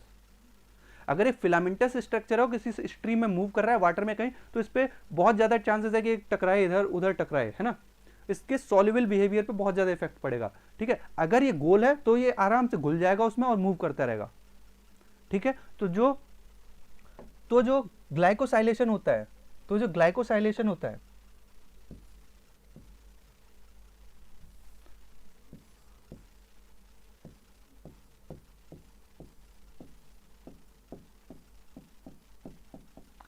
Glycosylation है कहां पे होता है, अब ये समझना है, ठीक है, कि किस पार्ट पे ग्लाइकोसाइलेशन एक्चुअली होता है, ओके।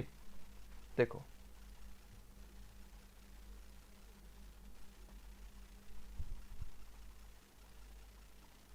कहीं भी कोई क्वेश्चन आए तो आप पूछ सकते हो, ओके। देखो ग्लाइकोसाइलेशन को पढ़ने से पहले हमने ये जो एंटीबॉडी का स्ट्रक्चर बनाया है ना, इसको और थोड़ा सा जूम करना पड़ेगा, मतलब और समझना पड़ेगा। तो देखो ऐसे इसका स्ट्रक्चर आता है, यहीं पे बनाते हैं,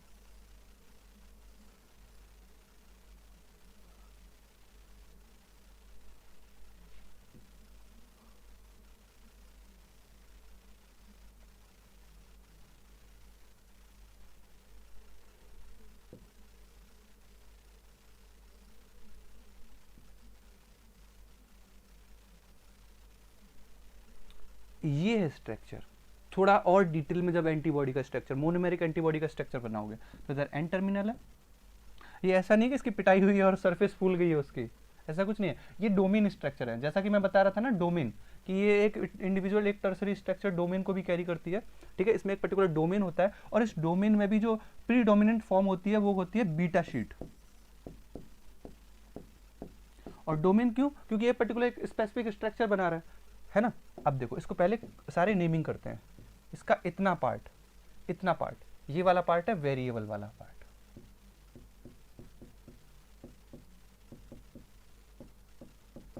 ठीक है। रिमेनिंग जितना भी पार्ट है इसके नीचे का, ये वाला, ये कांस्टेंट पार्ट। देखो मैं आपको बहुत ही बेसिक तरीके से एक अच्छी नॉलेज देने की कोशिश कर रहा हूं, ठीक है। तो जो चीजें आप यहाँ पे समझो, आप उनको ध्यान से चीजें को क्लियर करते जाना, ठीक है, क्लियर करते जाना, क्योंकि यहाँ पे बहुत सारी ऐसी इंफॉर्मेशन भी है जो एक हाई लेवल की है, ठीक है। अगर आप बेसिक्स ही कवर करना चाह रहे हो, अगर आप बीएससी स्टूडेंट हो, एमएससी स्टूडेंट हो, तो समझ लो चीज़ें बहुत इजी तरीके से यहाँ पे प्रेजेंट होंगी, ठीक है, समझ लो, ठीक है। और जब आप टॉपिक कोई भी टेक्स्ट बुक जब रीड करोगे तो वहाँ पे वो चीज़ आपको मिलेगी और वो चीज़ वहाँ पे आपको समझने में मदद करेगी कि हाँ ये चीज़ ये बोल रहा है, ठीक है। क्योंकि कोई भी टॉपिक आप डायरेक्ट बुक उठा लो, पढ़ना स्टार्ट करो, नहीं समझ में आने वाला जब तक आपको उसकी छोटी छोटी चीज़ें ना पता हो। तो मैं वही छोटी छोटी चीज़ें एक अच्छे तरीके से आपको ईजिली प्रोवाइड करने की कोशिश कर रहा हूँ। ओके, सो नाउ इसको देखो, इस स्ट्रक्चर को देखो, ये स्ट्रक्चर आपको मिलेगा GAD में। सिर्फ GAD पढ़ना है और कुछ नहीं पढ़ना है इसको, ठीक है। GAD का मतलब IgG, IgA और IgD, इन तीनों IG में ये वाला स्ट्रक्चर मिलता है। ओके, एक और स्ट्रक्चर होता है, देखो ये वाला,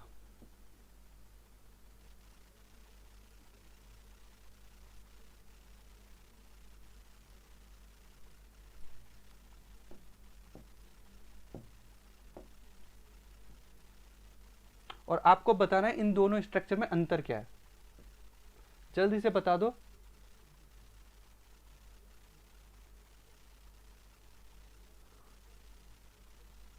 इन दोनों स्ट्रक्चर में क्या अंतर है?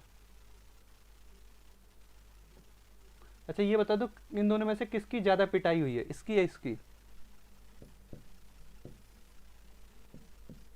और ये स्ट्रक्चर मिलता है ME में, मी, ठीक है। वो स्ट्रक्चर मिलता है IgG, A और D में, ये मिलता है IgM और E में।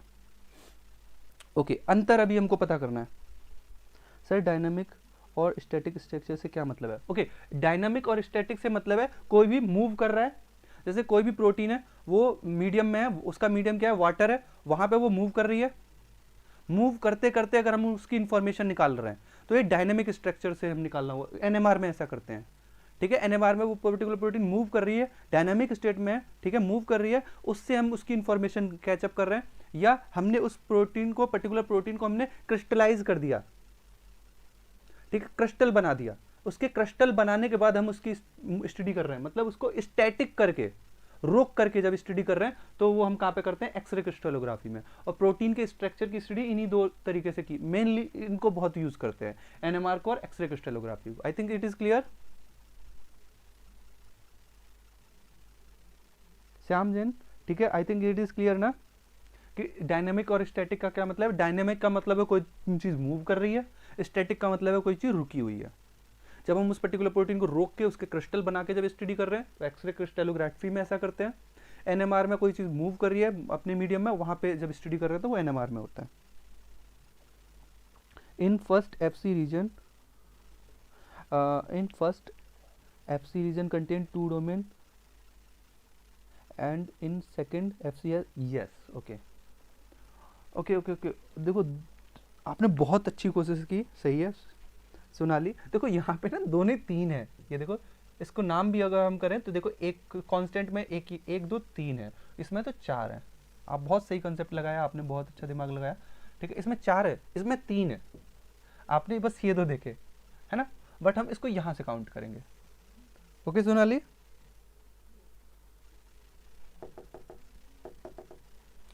ओके अभी हम इनका नेमिंग करते हैं।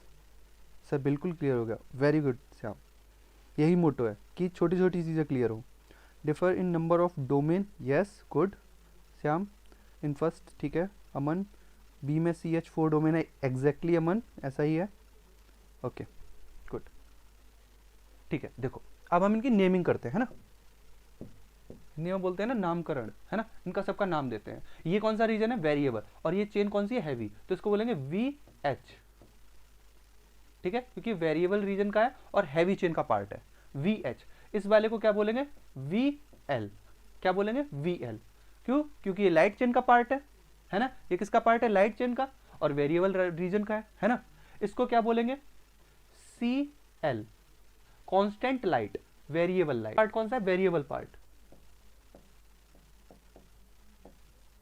Variable part, okay. ये N टर्मिनल है इस प्रोटीन का, ये दूसरे साइड में C टर्मिनल हो गए। ये इस वाले पार्ट का क्या नाम देंगे हम, वेरिएबल हैवी, इसका कांस्टेंट हैवी 1, इसका कांस्टेंट हैवी 2, ये कांस्टेंट हैवी 3, कांस्टेंट हैवी 4। अब दोनों में मेजर मेजर डिफरेंस भी बताने वाला हूं। Good Sonali, keep learning. Okay ठीक है, अभी देखो, अभी मेजर डिफरेंस देखते हैं हम इन दोनों में। देखो क्या होता है कि इनके साइज में लगभग लगभग थोड़ा बहुत ही चेंज होता है, और थोड़ा बहुत चेंज का मतलब मैं ये बोलूंगा कि ये वाला थोड़ा सा ज़्यादा बड़ा होता है। क्लियर है? मैं ये बोलूंगा कि ये वाला थोड़ा ज़्यादा बड़ा होता है, क्योंकि इसमें एक एक्स्ट्रा डोमेन है। अदरवाइज लगभग साइज इसका थोड़ा सा ही ज़्यादा होगा, हल्का सा ज़्यादा होगा, अदरवाइज सेम होता है। बट एक चीज़ देखोगे कि रिलेटिव पोजीशन किस किस की, रिलेटिव पोजीशन CH2 की, CH2 की और CH3 की रिलेटिव पोजीशन लगभग लगभग सेम होती है। क्योंकि यहाँ पे ये वाला जो रीजन है, इस रीजन को बोलते हैं हिंज, इस रीजन को बोलते हैं हिंज रीजन। ये वाला रीजन है hinge, hinge region. Hinge region इसमें एब्सेंट होता है ME टाइप में, और उस हिंज रीजन की जगह पे यहाँ पे ये वाला एक्स्ट्रा डोमेन है। ये जो डोमेन है ना CH2 डोमेन, ये एक्स्ट्रा है, और कहाँ पे ज्यादा है, हिंज वाले रीजन में, जहां पे यहाँ पे हिंज रीजन प्रेजेंट है। हिंज का मतलब क्या होता है, हम गेट बंद करते हैं ना, उसमें हिंज प्रेजेंट होता है। हिंज का सिंपल सा काम क्या होता है, दो ऑप्शन है आपके पास। हिंज का काम है 360 डिग्री एंगल पे घुमाना, या एक पर्टिकुलर एंगल पे घुमाना। सोच के देखो, बहुत मजेदार क्वेश्चन है कि हिंज का, आपके घर में जो गेट लगा हुआ है, घर में जो गेट लगे होते हैं, क्या उसका काम है 360 पे घुमाना, या एक लिमिटेड, या फिर एक लिमिटेड मूवमेंट प्रोवाइड कराना? जल्दी से रिप्लाई करो, पहले इस चीज का रिप्लाई करो, तब मैं आगे कंटिन्यू करूं। लिमिटेड या फिर पूरे 360 पे?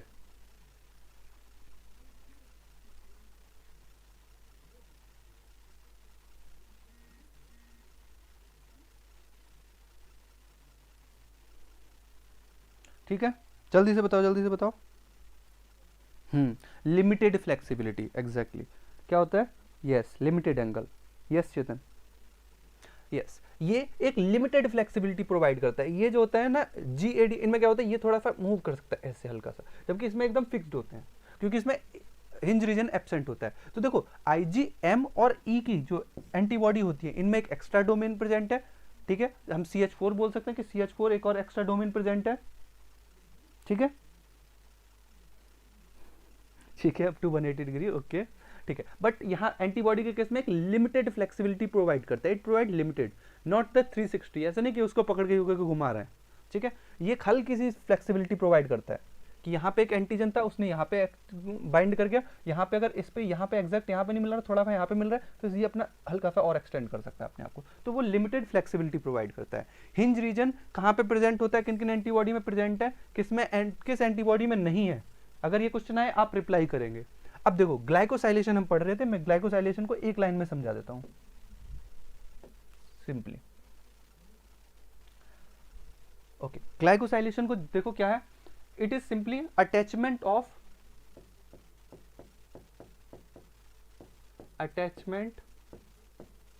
अटैच करना of carbohydrate, attachment of carbohydrate at CH2 and CH3 domain in an antibody।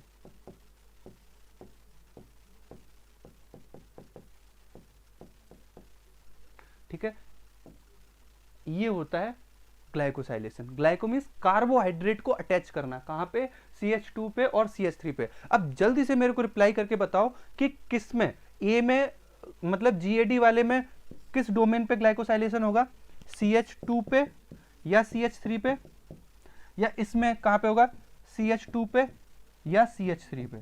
जल्दी से रिप्लाई करो।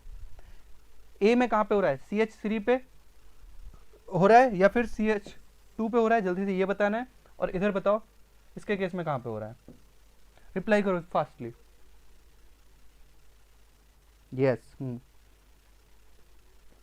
मुक्ति, yes you are right. Adding of sugar molecule, ठीक है, कार्बोहाइड्रेट को अटैच करना। ठीक है, CH2 डोमेन पे किसके केस में, सोनाली किसके केस में? CH2 डोमेन पे हम ऐड कर रहे हैं, यहां पे या यहां पे?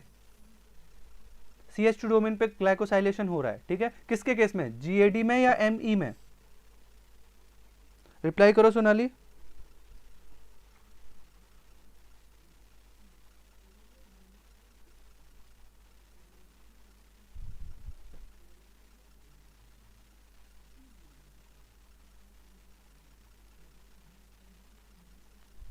ठीक है ठीक है ठीक है।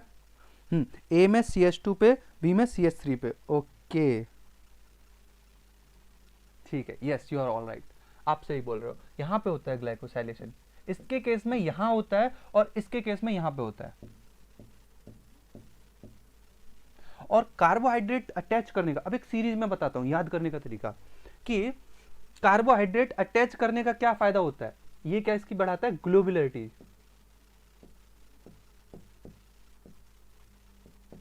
ये क्या इसकी बढ़ा रहा है, ग्लोबुलर बिहेवियर को बढ़ा रहा है। ग्लाइकोसाइलेशन क्या कर रहा है, ग्लोबुलर बिहेवियर को बढ़ा रहा है।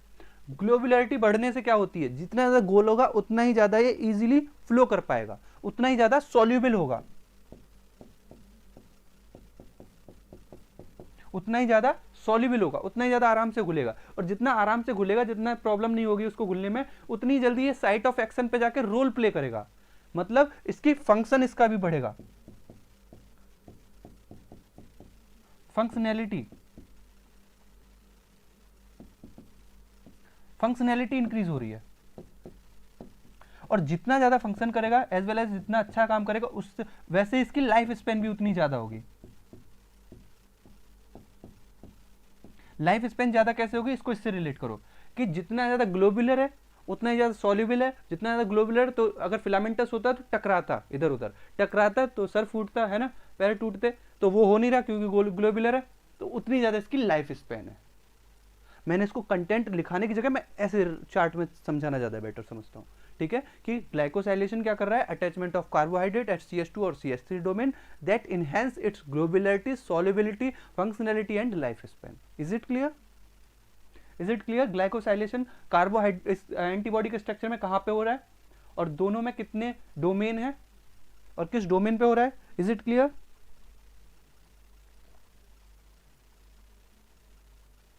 Okay good.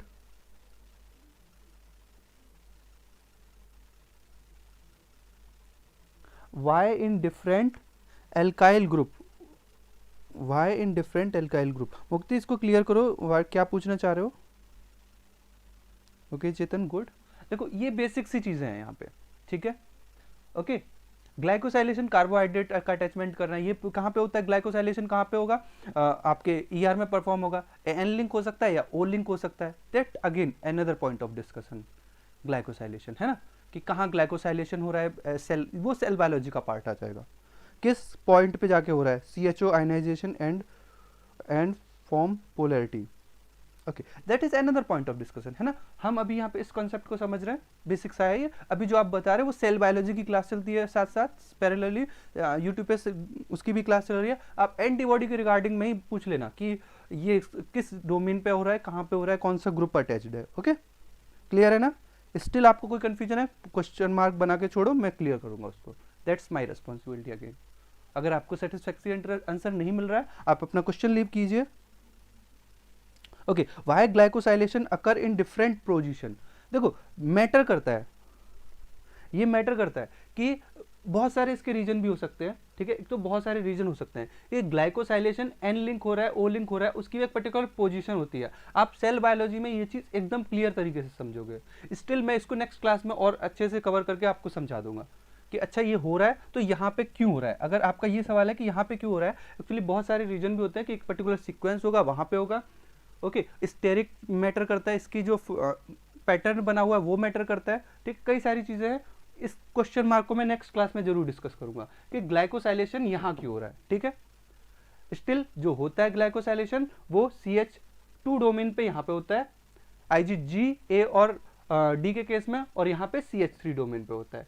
ओके रीजन की इसके कई सारे रीजन हो सकते हैं, that is because of steric, मतलब इसके फॉर्म की वजह से, इसके पैटर्न की वजह से, ठीक है। और वहां पे particular specific nucleotide amino acid की वजह से, ओके सॉरी नॉट न्यूक्लियोटाइड, वो न्यूक्लियोटाइड गलत शब्द है, या अमीनो एसिड की वजह से, सीक्वेंस की वजह से। ओके मैं स्टिल इसको नेक्स्ट क्लास में जरूर डिस्कस करूंगा।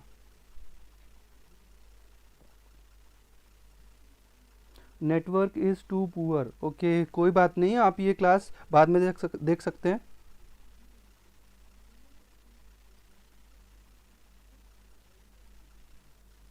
Glycosylation help in neutralisation effect, okay okay ठीक है। हाँ, ग्लाइकोसाइलेशन के यही सारे इफेक्ट है। ओके ठीक है, आई थिंक ये वाला पॉइंट क्लियर है सबका। ठीक है, जो बेसिक क्वेश्चन आ रहे हैं वो मैं नेक्स्ट क्लास में कवर कर लूंगा। अगर आपको और भी इस पे चीज़ें पूछनी है आप क्वेश्चन लीव कर दो, मैं नेक्स्ट क्लास इसी से स्टार्ट करूंगा। ओके, आई थिंक ये क्लियर हुआ आज की क्लास का पॉइंट। ठीक है, अब हम पूरे चैप्टर को आज जितना भी डिस्कस किया है हमने सारे को रिकैप करते हैं कल की क्लास को मिला के। ठीक है, और फिर मैं कुछ पॉइंट्स आपको दूंगा कि आप इन पे डिस्कस घर से कुछ कवर करके आओगे, और नेक्स्ट क्लास में मैं वहीं से स्टार्ट करूंगा। ठीक है, क्योंकि अगर हम एक पैटर्न में चलेंगे, जितना सिलेबस है बहुत ज़्यादा है, मैं उसको लूँगा ना तो यूट्यूब पे ख़त्म नहीं हो पाएगा वो, मुझे पता है इतना, क्योंकि मैं टीच कर रहा हूँ काफ़ी लंबे समय से, तो मेरे को पता है वो बहुत लंबा प्रोसेस होएगा। बट मैं आपको इतनी इन्फॉर्मेशन देता हूँ कि आप इम्यूनो पढ़ना स्टार्ट करो तो आपको पढ़ने में कोई दिक्कत ना हो। ठीक है, इतनी इम्यूनो मैं समझाना चाहता हूँ at this platform. Is it clear? Okay ठीक है, तो हमने लास्ट क्लास को डिस्कस किया था HBR ये सारी चीज़ें। अब यहाँ से पॉइंट स्टार्ट हुआ था कि रिकॉग्नाइजेशन एंड रेस्पॉन्स। रिकॉग्नाइजेशन जो वेरिएबल रीजन है उसका बस काम है एक पर्टिकुलर रीजन को रिकॉग्नाइज करना, और FC रीजन है वो रेस्पॉन्स लेके आता है। Opsonisation ADCC complement system different तरीके से। ठीक है, ADCC को समझा हमने, ऑप्शनाइजेशन और फेगोसाइटोसिस को समझा, कॉम्प्लीमेंट सिस्टम के कंपोनेंट को समझा, उनके वर्क को समझा। ठीक है, फिर हमने ग्लाइकोसाइलेशन की स्टेप को समझा और हमने देखा कि कहाँ पे ग्लाइकोसाइलेशन हो रहा है। Your welcome Chetan. Next class किसकी होगी? नेक्स्ट क्लास कल मेरी, जहां तक मेरी होगी। हाँ, in hinge region which amino acid are prevalent. Okay, hinge region में, हिंज रीजन याद रखो, हिंज रीजन जो है वो सिस्टीन रिच होता है। ऐसे याद रखो, PC Priyanka Chopra, PC proline and cysteine rich होता है। क्योंकि हिंज रीजन में क्या होता है, यहीं पे यहाँ पे डाइसल्फाइड बॉन्ड प्रेजेंट होती है, और डाइसल्फाइड बॉन्ड बनाने के लिए सिस्टीन के पास क्या होता है, SH ग्रुप होता है ना, तो वो क्या करता है, डाइसल्फाइड बॉन्ड बनाने में मदद करता है। हिंज रीजन में सिस्टीन रिच होता है, सिस्टीन प्रोलिन। ओके, अभी हम डिस्कस भी करेंगे हिंज रीजन को, डिटेल में डिस्कस करने वाले हैं। क्लियर है? ओके, आई होप कि अभी तक की क्लास सबने एंजॉय की होगी। ठीक है, नेक्स्ट क्लास में इम्यूनो के एक अच्छे से कंटेंट के साथ हम मिलेंगे। One more information for you, हमने एक ऐप लॉन्च किया हुआ है वेद प्रेप। आप गूगल ऐप पे जाइए, प्ले स्टोर पे जाइए, प्ले स्टोर पे जाके आप वहाँ पे डालिए वेद प्रेप। वेद प्रेप एक ऐप है जहाँ पे आप रजिस्ट्रेशन करने के बाद इसी तरीके के डिफरेंट स्ट्रीम के लेक्चर पढ़े हुए हैं, बहुत अच्छे लेक्चर पढ़े हुए हैं, जिसमें आपको physics, chemistry, biology and other entrance exam, her exam के लिए आपको कंटेंट मिल जाएगा। ठीक है, ओके, बायोलॉजी के स्पेसिफिक जितने भी डिफरेंट एग्जाम होते हैं, CSIR NET life science, GATE life science, GATE biotechnology, MSc entrance, DU entrance, BHU entrance, JNU entrance, okay, IITs, जितने भी लाइफ साइंस के फील्ड के जितने भी एग्जाम है हायर लेवल के MSc लेवल के, ओके, या यूनिवर्सिटीज में एडमिशन लेने के लिए, उन सब एग्जाम्स के लिए हमने एक बेसिक पैटर्न, एक बेसिक नॉलेज का एक क्लस्टर बना के रखा हुआ है कि आपको इतनी नॉलेज आनी चाहिए। ठीक है, वहाँ पे जाइए, आप उसको डाउनलोड कर लीजिए आपको। ठीक है, आपको कुछ पेड करना पड़ेगा वहाँ पे अमाउंट, और उसके बाद आप उन लेक्चर्स को अच्छे से समझ सकते हैं। ठीक है, और बहुत ही ज़्यादा अच्छा क्वालिटी कंटेंट आपको वहाँ पे मिलेगा। आप देख ही रहे हो टीचिंग स्टाइल कैसा है, इसी को हम वहाँ पे और डिटेल में पढ़ेंगे। नो डाउट कि यहाँ पे ऐसा नहीं होगा कि आपको बीच में पढ़ा के छोड़ देंगे, आपको एक बेसिक इन्फॉर्मेशन टॉपिक की मिलेगी, बट आप जिस एग्जाम की तैयारी करना चाहते हो वहाँ पे डायरेक्टेड कंटेंट पड़ा हुआ है कि आप अगर MSc पढ़ना चाह रहे हो तो आपको ये इतनी नॉलेज होनी चाहिए इस सब्जेक्ट की, इतनी नॉलेज सेल बायोलॉजी की होनी चाहिए, ये एक बेसिक नॉलेज आपको मॉलिक्यूलर बायोलॉजी की होनी चाहिए। ठीक है, तो नो डाउट हम आप यहाँ पे आपको यूट्यूब पे एक पर्टिकुलर सब्जेक्ट की एक बेसिक नॉलेज तो दे ही रहे हैं। अगर आप और अच्छे से चीज़ें समझना चाहते हो तो आप उस ऐप को डाउनलोड कीजिए और उसकी मदद से भी आप हेल्प ले सकते हो। ठीक है, बस आपको प्ले स्टोर पे जाके टाइप करना है वेद प्रेप। ठीक है, और उस ऐप को डाउनलोड कीजिए, उसकी मदद से भी आप बहुत अच्छा नॉलेज गेन कर सकते हैं। ठीक है, अदरवाइज आप गूगल पे वेद प्रेप डाल के वहाँ पे साइट पे जाके अपना रजिस्ट्रेशन कर सकते हैं। ठीक है, तो फॉर मोर इन्फॉर्मेशन बने रहिए, चैनल को लाइक कीजिए, सब्सक्राइब कीजिए, और फ्रेंड सर्कल में आप स्प्रेड भी कर सकते हैं। ठीक है, जिससे more and more community add होगी। ठीक है, ज़्यादा से ज़्यादा लोग जुड़ेंगे और सब बेनिफिट गेन करेंगे। ठीक है, थैंक यू गाइस। ठीक है, और किसी को, बट बिफोर थैंक यू किसी को कुछ बोलना है? किसी को कुछ बोलना है? मैं लास्ट मोमेंट वेट करता हूँ। ठीक है, किसी का कोई कमेंट, लास्ट कमेंट? सर ये BHU DU एंट्रेंस के लिए सफिशियंट नहीं है। अरे बेटा ये बहुत सफिशियंट है, ये तो काफ़ी है। DU BHU की अगर तैयारी कर रहे हो देखो, बट बहुत ज़्यादा कंटेंट है ना, सब्जेक्ट्स बहुत सारे हैं।